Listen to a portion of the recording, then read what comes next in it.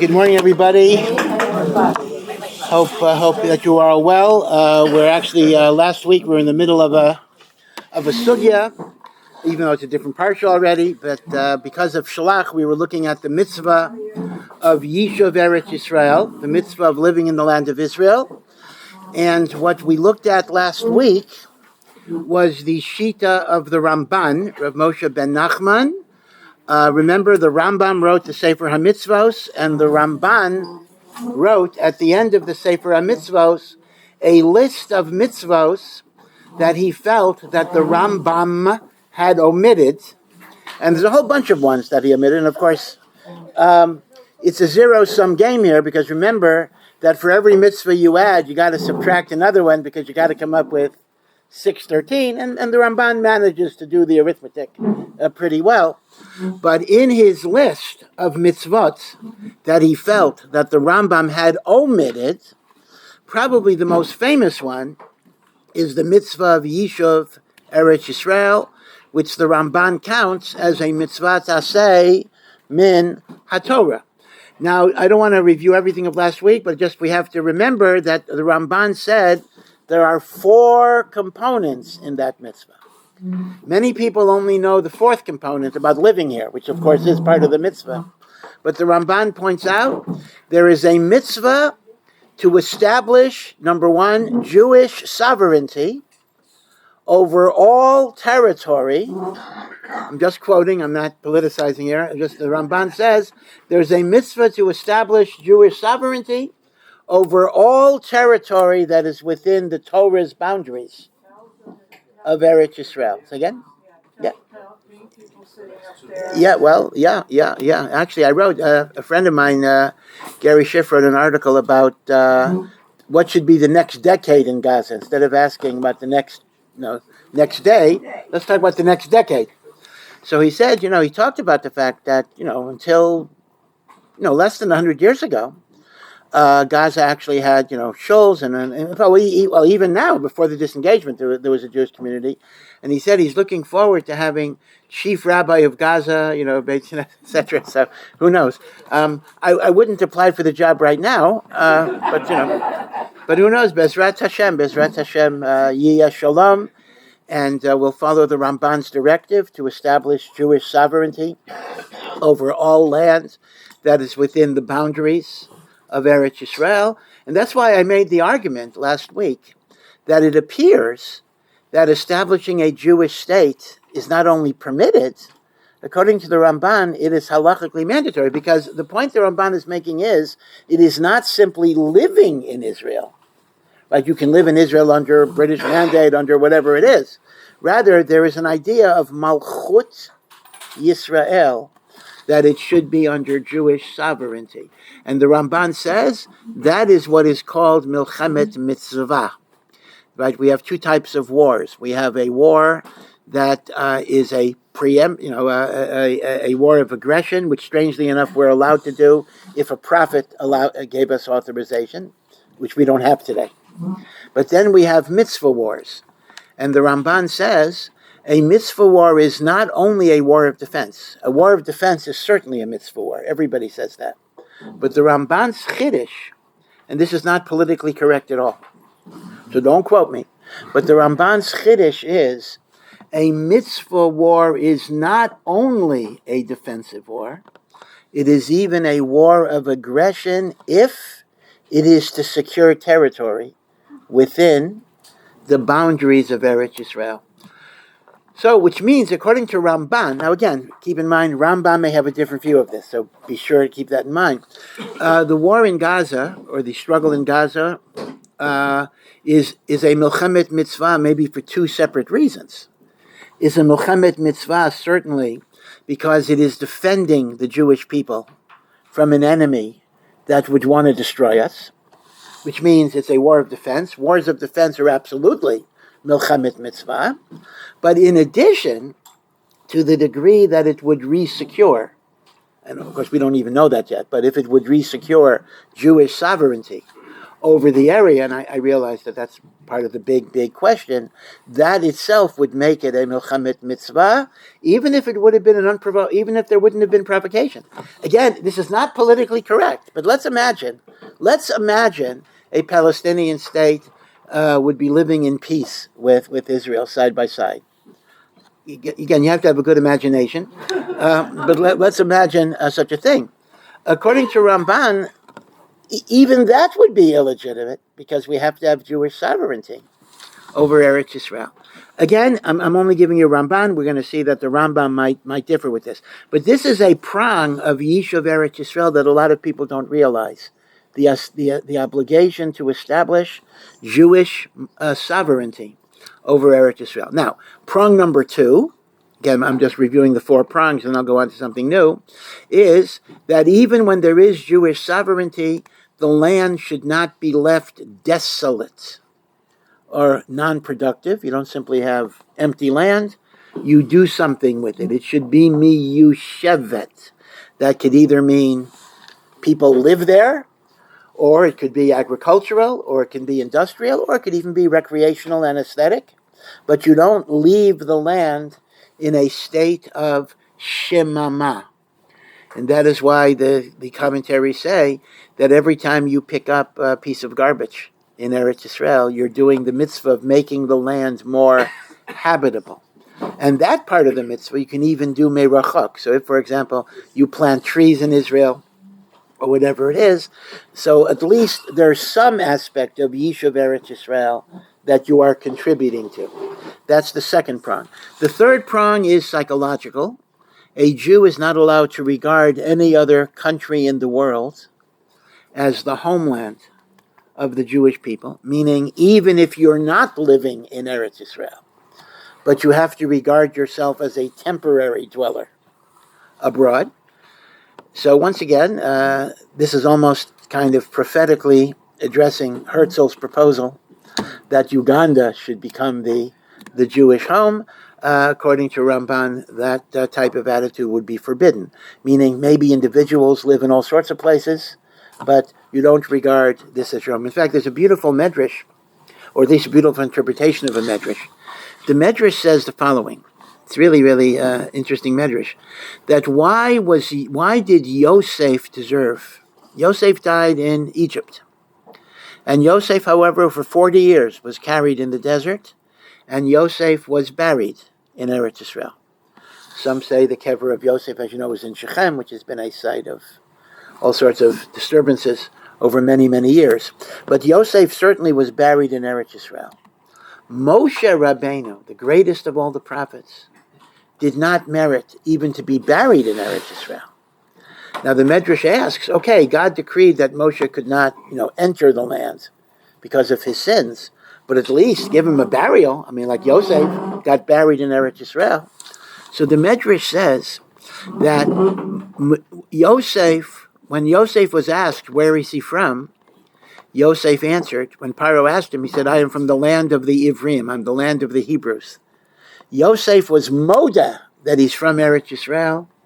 Therefore, he was zocha to be buried in Eretz Yisrael. When Moshe is asked by Yisro's daughters, where is he from? He describes himself as Ish Mitzri, I am a man from Egypt. So the Medrash says, Yosef is moda ba'artzo, therefore he was zocha to be buried b'artzo. Moshe was kofer b'artzo, kofer denied, therefore he was not zocha to be buried b'artzo. Now the kasha is very simple. Moshe didn't deny it. Moshe had never been in Israel. In other words, what did Moshe did wrong? Moshe is asked, where are you from? Yosef happens to be from Eretz Yisrael. Moshe happens to be from Mitzrayim. What type of claim is it? Moshe, you denied your place of origin. So the Mefarshim say, beautiful thought, that even if a Jew is born in a foreign country, when he's asked, where are you from? Instinctively, your answer should be, I am from Eretz Yisrael. Yeah, maybe I've never seen it, I've never been there, but this is my home. This is how a Jew identifies. This is my home. Like there was a Hasidic Rebbe whose family had been in in Poland and then even America, 500 years. They had no physical connection to Eretz Yisrael for more than 500 years. And whenever he would be asked where he's from, he would say, "I'm a Yid from Yerushalayim, but for the past few hundred years, I haven't been home. But my home is there. My home is there." So that's the third prong of the Rambam. And that too can be fulfilled even if you're living chutz la'aretz, libi b'mizrach, as Rav Yehuda Halevi said, from Spain, my heart is in the east, even if my body is in the west. Now, the fourth one, however, is where the rubber hits the road, so to speak. The fourth one is there is a chiyuv to live here. There is a chiyuv to physically live here, meaning it's not enough to beautify the land, even though that's a mitzvah too, and it's not enough to consider Eretz Yisrael my home, even though that's also important. But you got to physically be here. And the Ramban brings many, many rayas to this. And again, I want to make the point that he specifically says this does not depend on a Beit HaMikdash. This does not depend on Mashiach. Again, we'll talk about the other views. This does not depend on any of the things that we think, you need. It says today, Bizman Hazeh, there's a mitzvah, a chiyuv of Yishuv Eretz Yisrael. And he brings many, many proofs, practical proofs from the Gemara. I think I'd mention the Gemara says a husband and wife, either spouse has the right to demand that we move to Eretz Yisrael. The Gemara says that even though you're not allowed to tell a non-Jew to do work on Shabbat, but in order to purchase land, take it out of a non-Jew's possession, you can even ask a non-Jew to sign a deed on Shabbat, which you cannot sign the deed, but you can ask the non-Jew to sign the deed on Shabbat. And indeed, the Gemara says in many, many places, mitzvah of Yishuv Eretz Yisrael. I mean, this is a phrase that appears in the Gemara in different contexts, and therefore the Ramban considers this to be a mitzvah aseh d'oraita. And if you ask me what is the pasuk that says there's a mitzvah, so the Ramban locates the pasuk in Parshas Masai, the end of Bamidbar. V'rishtem osa, you shall inherit the land. V'shavtem ba, and you shall dwell in the land. The Ramban says that is one of the 613 commandments, the commandment of living in Eretz Yisrael. Afilu bizman hazeh. So the immediate question you might ask yourself is this. Let's look at Ramban's own life. The Ramban, who was considered to be really in the generation after the Rambam, perhaps literally the greatest rabbi of the generation, the Gadol Hador. The Ramban lived in Catholic Spain. And the Ramban spent most of his life in Spain. As you know, towards the end of his life, there was a famous disputation at Barcelona that is called Vikuach HaRamban, where in those days one of the popular entertainments would be that had these Jewish-Christian debates, and the audience would judge, like who's the winner, or whatever it would be. And there was an apostate Jew. There was a Jew who converted. Of course, it's not a valid conversion, but he converted to Christianity, and he became a friar. And his name was, the name he gave himself was Pablo Cristiani. But obviously he was Jewish. And the king of Aragon, summoned Ramban to publicly debate with Pablo Cristiani in front of an audience. And they would talk about the attempts to discredit Judaism or build up Christianity. Pablo Cristiani brought up all of the things that missionaries brought up about the virgin birth and passages in the Talmud to try to prove that Yashka was Mashiach and the like. And the Ramban gave his different answers. This was a debate. This is called Vikuach HaRamban. And the Ramban gave us a transcript. The Ramban gave us an account of this debate. You can actually find it in Hebrew. And I believe they even made a play out of it, different things. They dramatized it and the like. Well, Pablo Cristiani was initially very, very confident, as well as the other Jesuits that were there, that, Ramban's going to fall apart. Now, the Ramban didn't want to do this. The Ramban was very much against participating in this debate because the Ramban saw this as a no-win proposition. Because if he wins, there may be, I don't know what they call a pogrom in Spain, but there may be a pogrom because he discredited the Catholic Church. If by some chas v'shalom he loses, that's even worse, because he's discredited Judaism even in the eyes of fellow Jews. So the Ramban's strong desire was not to participate in this discussion at all, because he did not see any benefit to the Jewish community. But the king ordered him to come, so the Ramban had to get involved in this. And in truth, I think after one day, it kind of resembled President Biden in last Thursday's debate, meaning the case was not as strong on the Christian side. The Ramban's arguments were very, very strong and very, very convincing. And the Galachim, the priests, wanted to pull the plug. They just wanted, let's just terminate this right now. But the king got interested. The king said, no, it was a 3-day debate. Let's keep it going. So it was literally a 3-day debate about Judaism, Christianity, this proof, that proof. And apparently at the end, the audience votes, like those TV shows, the audience votes, like who wins the debate. And the Ramban was deemed the winner of the debate. And the king was very impressed. The king gave the Ramban a prize. And he said, I never saw somebody who so ably defended a wrong position. He says, of course you're wrong. Of course everything you said is not right. But you defended it so well. Now, there is good news and there's bad news. The good news is, Baruch Hashem, the Ramban defended Yiddishkeit, and Yiddishkeit came out good. The bad news was the Jesuits were furious, and the Jesuits actually demanded that the king execute Ramban for defaming the faith, for blaspheming Christianity and the like, for declaring that, Jesus is not the Mashiach or whatever it would be. The king liked the Ramban. The king befriended the Ramban. The king did not want to kill the Ramban, but apparently the king was under great pressure from the whole ecclesiastical establishment, which was very, very powerful. So the compromise that emerged would be the Ramban could live if he would be exiled, if he would be expelled from Spain. And that was the compromise, meaning leave the country and you'll live. If you stay here, we're going to kill you. So because of that, Ramban had to leave Spain in his advanced years, in his 70s, and he decided at that point to come to Eretz Yisrael.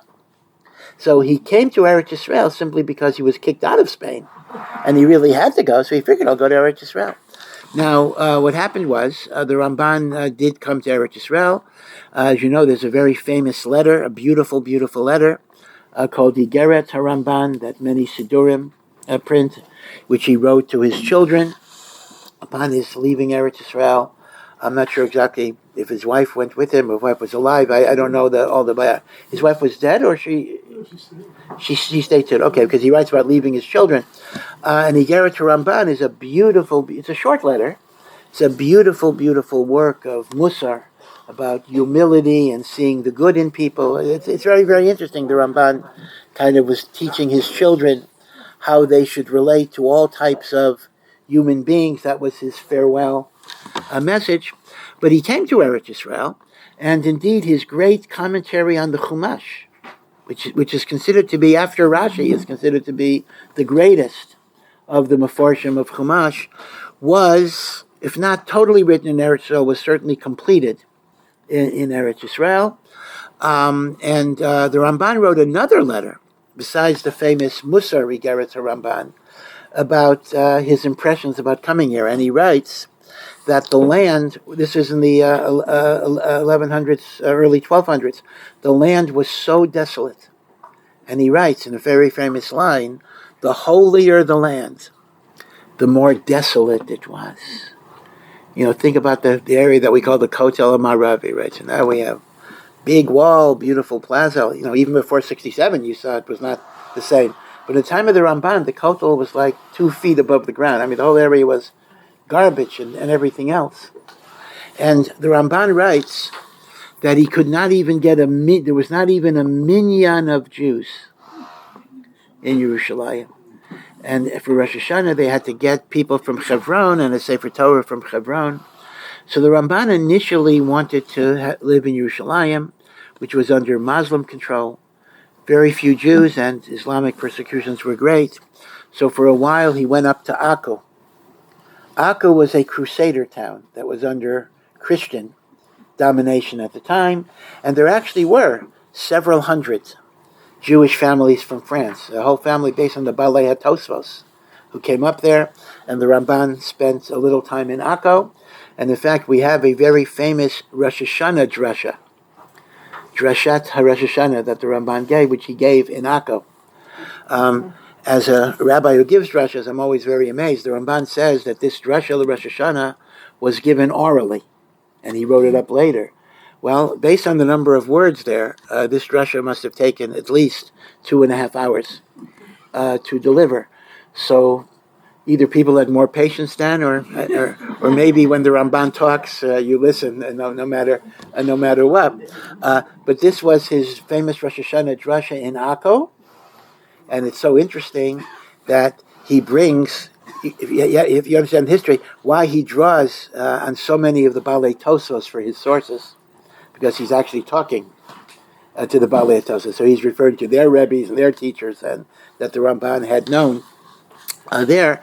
But eventually he did go back to Yerushalayim, and as you know, the oldest functioning, continuous, almost continuous, except for 19 years, Beit Knesset, in Yerushalayim is Beit Knesset Ramban, not the one in Kataman, but the one in the old city. The building is not the same. The building is not the same, but the site is said to be the actual site of the Ramban's Beit Knesset.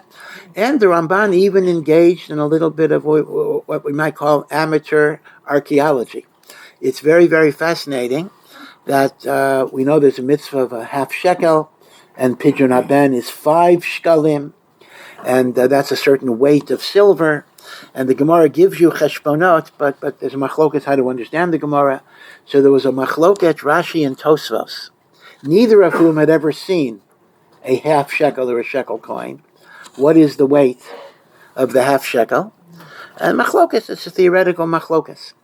So the Ramban says, when I came to Eretz Yisrael, I bought a half shekel from an Arab, and I carefully weighed it several times, and the Ramban determined that Rashi was correct. That even though Rashi had never seen a half shekel, but the Ruach HaKodesh or whatever it would be, so the Ramban was willing to be mishtamesh. This itself is an interesting point, because there are poskim who don't want to look at empirical evidence. They say we only work with halachic texts, we don't look at realia, we don't look at archaeology, we don't look at artifacts. But this is actually one of the interesting examples of a great Rishon, a great authority, who was machriya a halachic point by looking at the archaeological reality of the situation. So be it as it may, though, the question I'm asking is a very simple question, and that is, if Ramban takes the position that Yishuv Eretz Yisrael is a mitzvah d'oraisa, then why didn't he go when he was 35 or whatever it is? He didn't go until he was kicked out of Spain and he had to leave. So the truth of the matter is, we honestly don't know. He gave us no reason for his delay. But the two reasons that are commonly given, just as speculations, is number one, pikuach nefesh. And that is the idea that even if there's a mitzvah of Yishuv Eretz Yisrael, it is not a mitzvah for which you have to risk your life. Although I'm going to mention in a moment that may be questionable, but this is the assumption. Now, in those days, just traveling to Eretz Yisrael was absolutely a matter of pikuach nefesh. You were dealing with pirates, with marauders, with wild animals, with starvation, with shipwrecks of these ships that just fell apart. It was literally a matter of physical danger to travel to Eretz Yisrael. And once you got there, the physical danger was very acute as well. Everyone knows the story. Now, it is a story. It probably is not true, but it's an illustrative story of Rav Yehuda Halevi, who was the generation before Rambam. And the story goes, he too came from Spain, and he came to Eretz Yisrael. And the story is, the legend is, that he was at the gates of Yerushalayim, bowing down, prostrating, and an Arab came by and killed him with a spear, and he died by the gates of Yerushalayim. Now, whether or not that is actually true, I don't know. In all probability, it probably is not true. I believe Yehuda Levi died, they say, in Alexandria on the way to Eretz Yisrael. But be it as it may, this notion of danger was very, very prevalent. Eretz Yisrael was in a land of hefkeris. Part of it was controlled by Muslims, part of it was controlled by Christians, constant battling between them. I had mentioned that in the Ramban, when the Ramban came to Eretz Yisrael, the settlement in Akko was very well established, over 300 Jewish families, and that would be the place to go. Well, 50 years later, that settlement was massacred. So, one day you're with the Muslims, one day you're with the Christians, one day the Muslims are nice, the Christians are mean, other times it's the opposite, and very, very often they both hated the Jews. That's the common factor that unites people who would otherwise be enemies. So, Pikuach Nefesh was a real concern, meaning it's less so today. People still invoke it today. People say, I shouldn't live in Israel, Pikuach Nefesh. Well, Pikuach Nefesh, I mean, life is risky, sure. Everything has dangers. Driving is dangerous. Buses are dangerous. I mean, anywhere. Crossing the street. What are you going to stay in bed? Staying in bed is dangerous. Number one, you're not getting your exercise. But number two, I remember reading when I lived in Maryland that an 8-year-old kid was killed asleep. What was going on? There was a drug war outside of his house in a very, very bad neighborhood, and they were just shooting bullets. And the cheap construction where this kid lived, the bullets just went through and killed the kid. The kid's sleeping in bed. A bullet just goes through his heart. So, of course, if you're asking me, are there dangers to living in Israel? Yeah, sure there are. Are there dangers living in New York or in London or in Paris or Pittsburgh or Sandy Hook or whatever it is? Sure there are. So I think Pikuach Nefesh is a very weak argument to make today because the world is dangerous, unfortunately. But in the Ramban's time, Pikuach Nefesh was a strong concern. So that might be one argument. The other argument, and again, these are speculations. We don't know why the Ramban didn't go. But the other argument was that the Ramban was needed, meaning this is an issue that even rabbis have to grapple with today. In those days, obviously, you didn't have email, you didn't have faxes, you didn't have telephones. So once somebody came to Israel, he was more or less out of commission, meaning there was very little way to reasonably communicate with people. Even within Europe, communication was not so easy. And if the Ramban was considered to be the Gadol Hador, the greatest rabbi of the generation, he needed to be in a place where he was more accessible, more reachable, and the like. So perhaps there was what you might call the Gadol Hador exception for people. Now, whether that applies today is again very, very questionable, because today we have communication, we have Zoom, we have a million different ways of staying in touch. But even so, when the Chafetz Chaim, in his old age, wanted to come to Eretz Yisrael, so Rav Chaim Ozer and other Gedolim of Europe, this probably goes back to like the early 1920s, they came to him and they said, "You're not allowed to leave, because we need you to help us and guide us." Now, by that time, at least there were telephones and the like, and afilu hachi, they said it was necessary that you physically be there. The Chafetz Chaim, by the way, rejected that entreaty, and the Chafetz Chaim absolutely was determined to go to Eretz Yisrael. What happened was, very shortly before they were going to leave, his Rebbetzin broke her leg, so they had to defer it by a few months till she got better. And unfortunately, by the time she got better, his health had declined, and he was no longer able to make the trip. So although it was his she'ifah to come to Eretz Yisrael, L'maisa the Chafetz Chaim did not come. Yeah. Wasn't he a physician as well? The Ramban was a physician. Yeah, that's correct. He had a community of people who relied on him as well, spiritually and physically. Yeah. Again, the physician thing, I'm not sure would have been so compelling, because presumably there were other doctors. But yeah, it is a concern. Now, as I say, this is a concern that's nogeya even bizman hazeh, and that is if people need you, now then you have to define it. If they need you, you're a Rav, you're a Magid Shir, maybe a doctor in some situations. You're needed by a community. Then there is a serious shaila. I personally know Rabbanim who were told by Gedolim that they were not supposed to relocate to Eretz Yisrael because their community would fall apart without them. That's correct. Some rabbis bring it in. I understand there's a rabbi in Baltimore, Rabbi Silber, is a very, very fine rabbi. I don't know exactly what he's trying to do, but he's trying to split his time. He's trying to create two communities. He's a Rev in Baltimore of a big show, suburban Orthodox, and he's trying to do something here, but he's not moving. He's going to split the year or something. So he's trying to, I guess, have your cake and eat it too. Then you have Rabbi Riskin. Rabbi Riskin is a great example of, Lincoln Square was in his day particularly was a huge show, modern Orthodox show, and he just got up and left, and Baruch Hashem, he established things here. In where is it? In Afula, there's an American rabbi who established Rabbi Cadle, I think his name is. He established a community, so it's something to consider. But still, a lot of people aren't going to go, and you have an achrayus, you have a responsibility. You have a responsibility to them. They say when rabbis either go on vacation or make ALIYAH or something, there are two things they're afraid of. One is the shul will fall apart. The other is they'll do great, and they'll do great.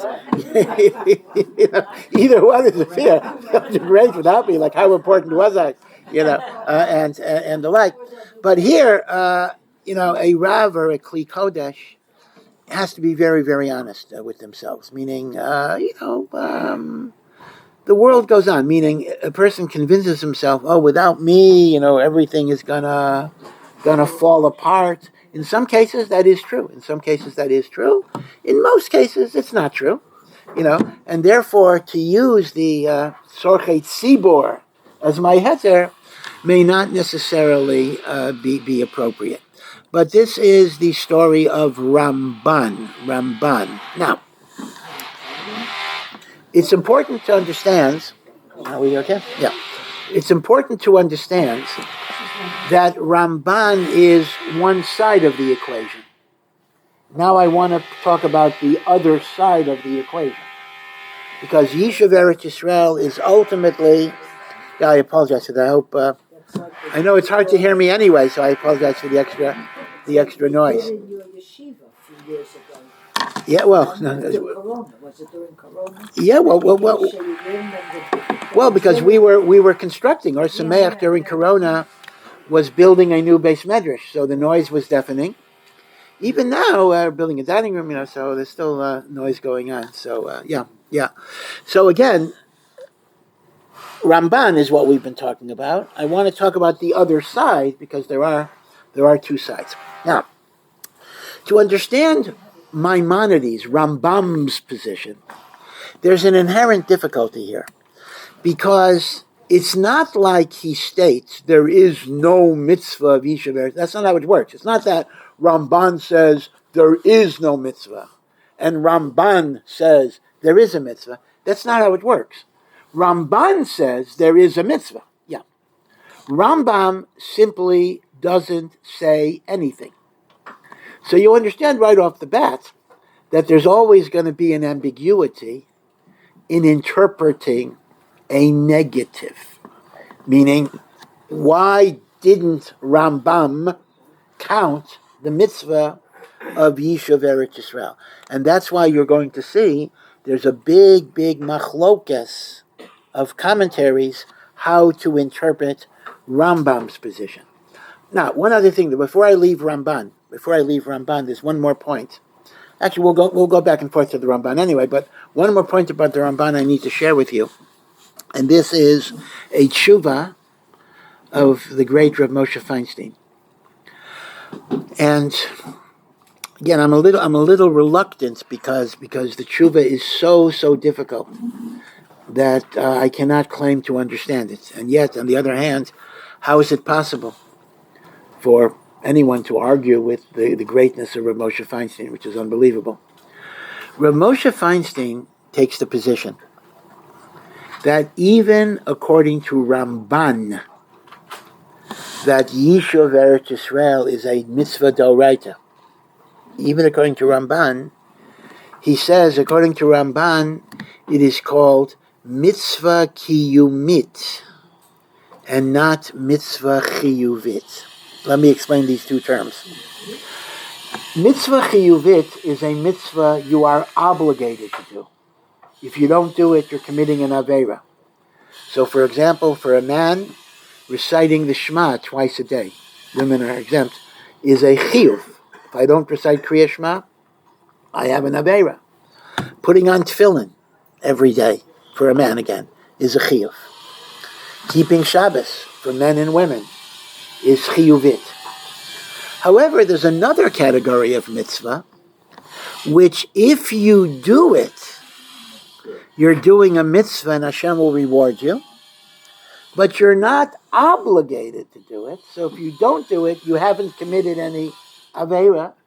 It's not a chiyuv. This is called in the language of poskim mitzvah kiyumis or mitzvah kiyumit, meaning a mitzvah that if you do it, it's a mitzvah, but it's not something you're obligated to do.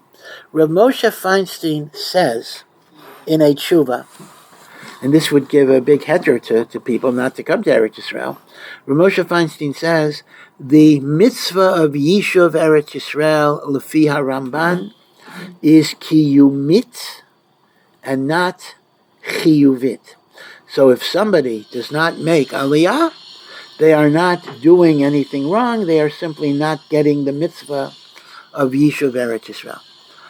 And now again, I have a little bit of trepidation here because there is nobody who is makir of Moshe's godless as much as I. I mean, his unbelievable greatness, tzidkus and greatness and brilliance and knowledge of the whole Torah. So how can I possibly say anything against him? I can't. But all I can say is that if you simply look at the language of the Ramban, the language, it's not a matter of interpretation. The Ramban's language in the Sefer HaMitzvot is chiyuv. He uses the word chiyuv several times. Obligation. So, now, that's not to say there may not be heterim, and I'll talk about that in a moment too. Meaning, an obligation is not absolute under all circumstances.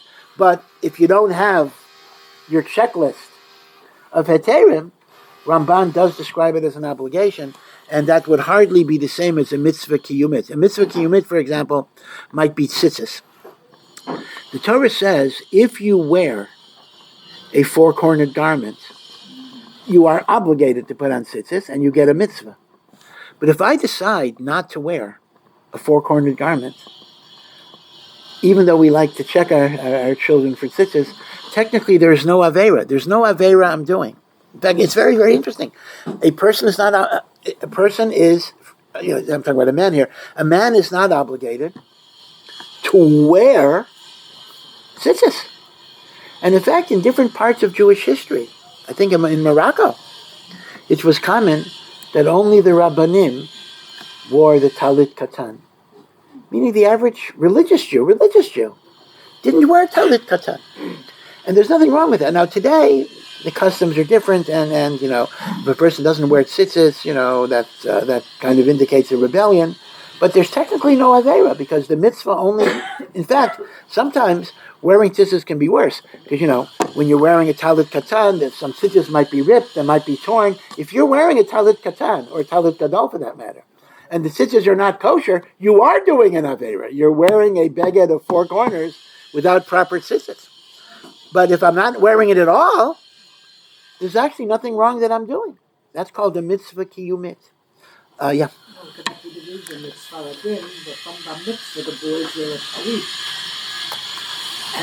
Because are you saying because they don't have a talit katan? That's interesting. So in that way, even a kid that wasn't wearing a talit katan would at least do the mitzvah of tzitzis. That's an interesting speculation. I hear. I'll check into that. A little bit. What's the expression there where they say you shouldn't ask too many questions about how frum people are? You say, don't ask to check their tzitzis, right? That's the expression. But the truth, that guy can be very frum and not have tzitzis. That can also be, and the like. So I'm mentioning Rav Moshe because you need to know it, and Rav Moshe would actually furnish a halachic justification for those who do not make aliyah.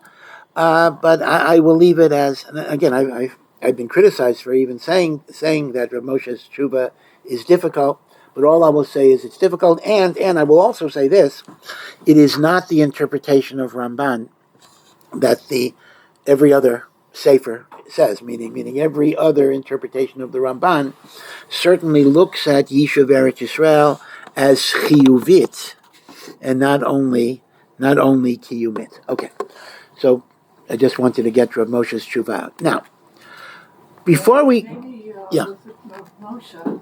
yeah, Moshe is not in our time, and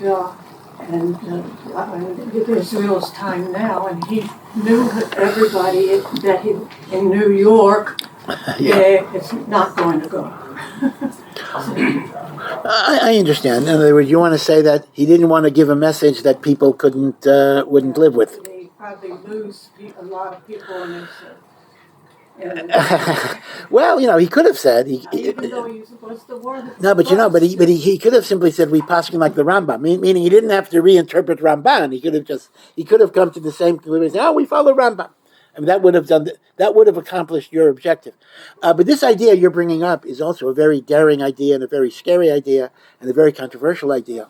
Will a posek modify a ruling because he knows if he goes all the way on the psak halacha, it's going to be ignored and he'll lose people that would follow halacha? That's a very, very delicate issue.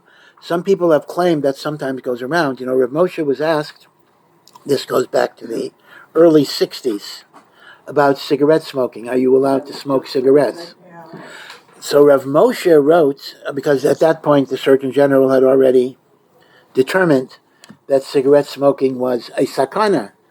And Rav Moshe famously said, it's not a good thing, don't start, it's a bad thing to start. But he's not good. He said he cannot prohibit it for people who already were smoking, because he made different arguments. He said every individual cigarette is not going to kill you, and therefore one by one, the individual action is not a problem. It's only cumulative. But some have suggested that Rav Moshe didn't want to give a psak that it's forbidden to smoke because people wouldn't have been able to live with that psak, and as a result, he did not want to put people in a position where they would be violating halacha. Other people say it's outrageous to assume that Rav Moshe might distort a psak for that reason. But I'll tell you, if I can give you an earlier example, and again, I'm going far afield here, some say that's what the Rambam himself did in a different context. One of the in addition to the Mishnah Torah, the Rambam wrote a number of public letters. These are famous letters the Rambam wrote. And one of his letters was Igeret Teiman, a letter that he wrote to the Yemenite community. And it's also called Ma'amar Kiddush Hashem, an essay about sanctifying God's name. And Igeret Teiman concerned a certain Islamic persecution where, like, teenagers would stop Jews in the street, put a knife to their neck, and say, you have to acknowledge, Muhammad is God's prophet, etc., or we will kill you. And there was no follow-up, meaning if you said, yes, I acknowledge, they let you go, and then you can go to Minyan and do Daf Yomi and do everything else. Meaning it was a type of pro forma persecution where you just had to declare something, and then they let you do what you want. So there were a lot of Jews in Yemen. They just wanted to get these teenagers off their back. So they would say, it was up the front. They're walking to show, and this guy goes over to the knife and says, oh, no, right. And then they went and they davened and they did everything else. So there was a rabbi who told them that you, by denying the Torah, you are no longer Jewish. And God doesn't want your mitzvahs, and you're a guy, and everything else. So the Rambam, they turned to the Rambam. They were broken. They were heartbroken because these were good Jews. And they asked the Rambam, is it true? Is it true? And the Rambam wrote them a very beautiful letter. The first part of the letter, the Rambam expresses his white-hot anger at this rabbi. I would have hated to be on the receiving end of that letter. He says, such a rabbi disparages the Jewish people. He doesn't deserve to be a leader. Moshe Rabbeinu loses his job when he calls the Jewish people rebellious ones. Eliyahu Hanavi, Yeshayahu's mouth is burnt with coals because he calls the Jewish people sinners. And the Rambam points out, and those sinners were real sinners. And the rabbis still get criticized. And you, talking to the rabbi in Yemen, and you look at people who are fearful for their life, who would have been killed, and want to serve Hashem. So the Rambam makes a number of other points in the Igeret Teiman. Point number one that he makes, which is non-controversial, is that even if you're supposed to have given your life and you didn't, you're still a Jew. And whatever mitzvot you can do, you should do. In other words, let's assume I'm supposed to give my life before I profess belief in Islam. Okay, so they didn't give their life. They did an Aveira under duress. That doesn't mean they're not Jewish. Right, so that's point number one, and that point is not controversial. That point is actually very, very, very clear, that even when there's a chiyuv to be Moser Nefesh, you're still a Jew. And do whatever mitzvot you can do. But then he goes on, and this is where it gets a little surprising. He actually claims that they were not mechuyav to give up their life, and they were permitted to say those words, Muhammad is whatever it is. Isn't the halacha that you're supposed to give up your life before you renounce Judaism? So the Rambam gave two explanations why there was no chiyuv to give up their life. Explanation number one is his famous view that Islam is not idolatry. Because since Islam believes in one God, so if the Christian would have said, acknowledge Yashkar, I'll kill you, you'd have to give up your life. But the Rambam says Islam is a monotheistic religion within the same meaning as Judaism understands God, at least. I don't mean God's midot, but at least the nature of God as incorporeal and the like, and therefore there was no chiyuv to be Moser Nefesh. And the second reason he gave is even the people that were persecuting you know that you didn't mean what you said, and therefore a statement that even the coercers know is false and not sincere is not considered a repudiation of God. These are two rationales. So again, there are 3 points in Igeret Teiman. Point number one is, even if there would have been a chiyuv to give up your life, as their rabbi told them, okay, if you fail to do that, you're still Jewish, and you should do whatever mitzvot you can do. That's point number one. Point number two is, there is no chiyuv to give up your life to avoid profession of Islam, because Islam is monotheistic and it is not idolatry, and therefore pikuach nefesh would override the problem there. And number two, even renunciation of religion, of God, is going to be okay if everybody knows that you don't mean it. Now, those two rationales, both of them are very, very, very difficult. Because number one, even if Islam is monotheistic, but Islam is absolutely a denial of the eternity of the Torah, because Islam's claim was that the prophecy that God gave Moshe, was superseded by a greater revelation to Muhammad. If that's the case, the din of Yehareg v'al Yavor, that you have to give up your life before you profess idolatry, is not limited to idolatry. It includes renunciation of Judaism.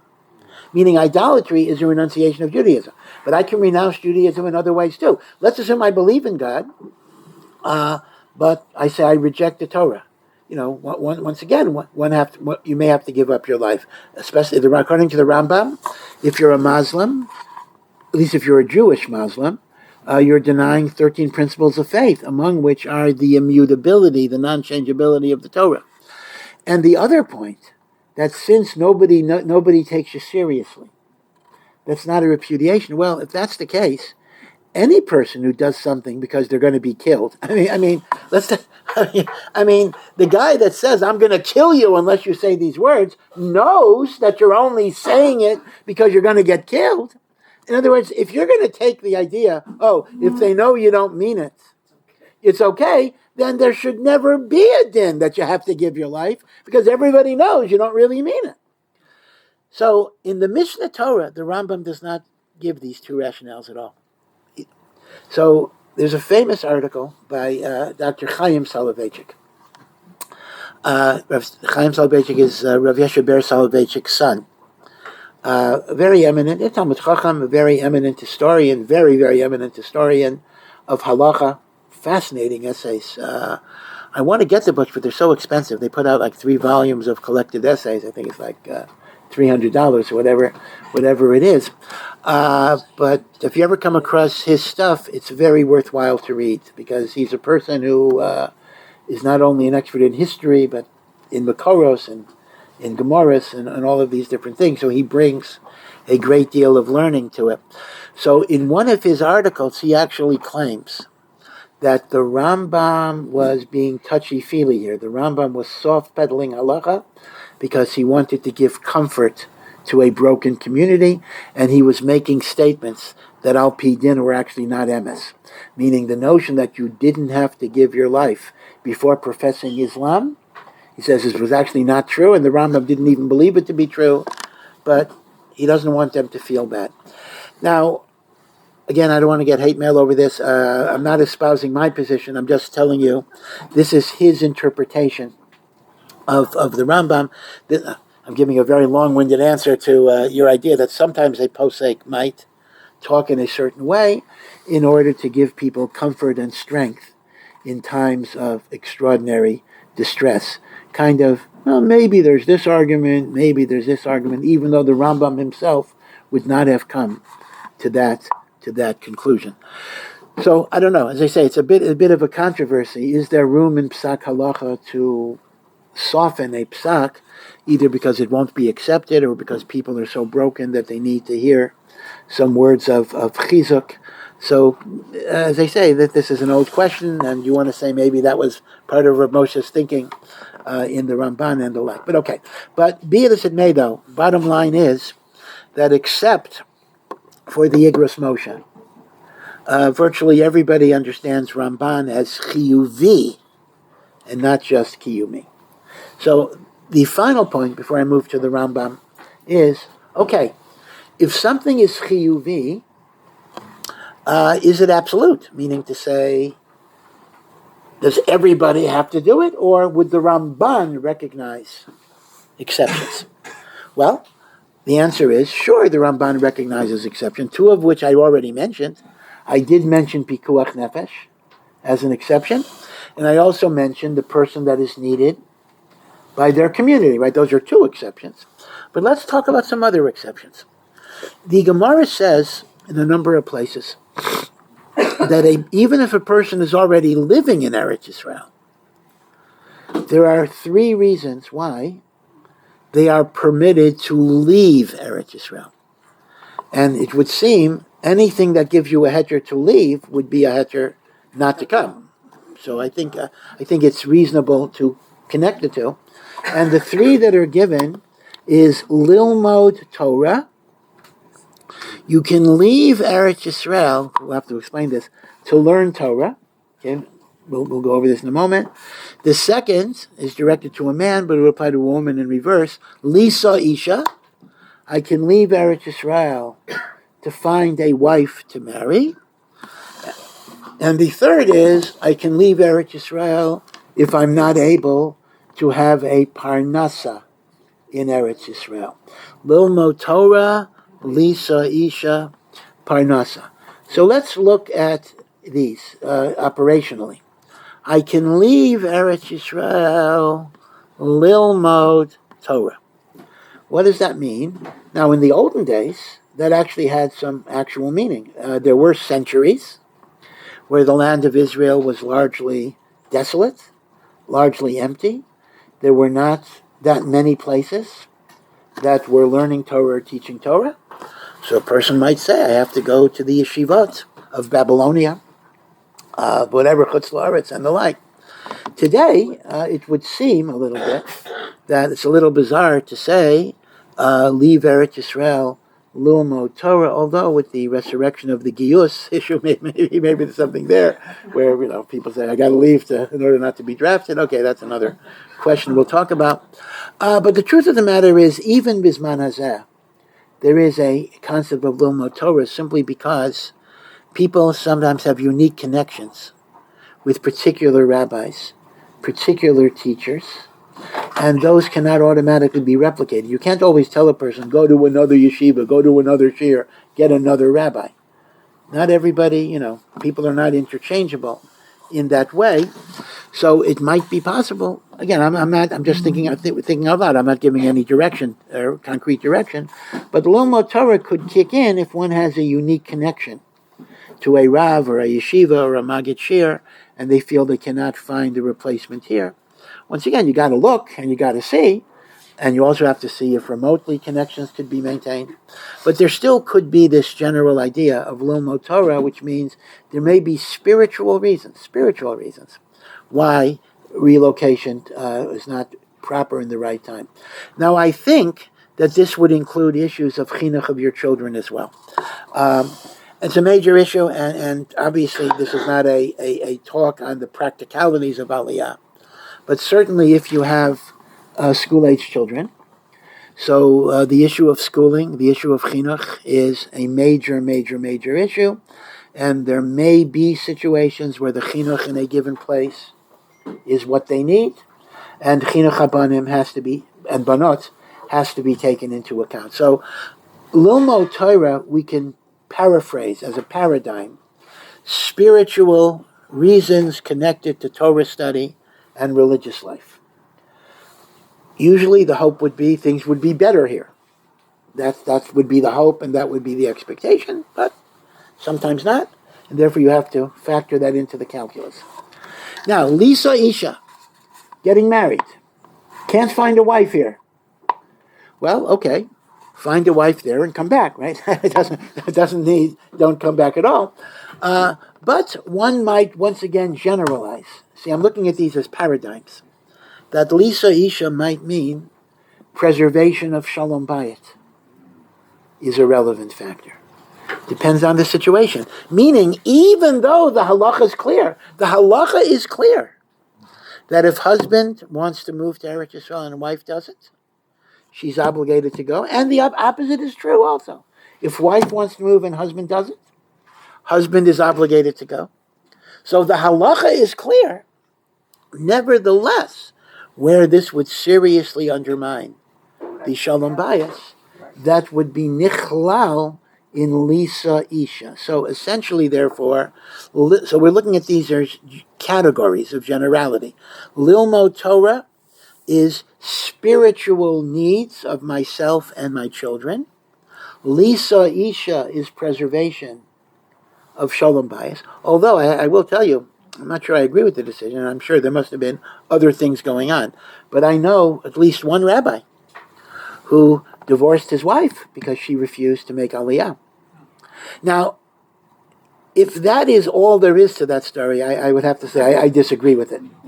But my guess is there's much more to the story that I don't know, so I don't want to get into it. But this is what they're mefarsem. They're mefarsem that he divorced her, that his love of Eretz is always so strong that he divorced her. But the truth of the matter is, Shalom Bayis, listen, by the Saita, we erase Hashem's name in the water.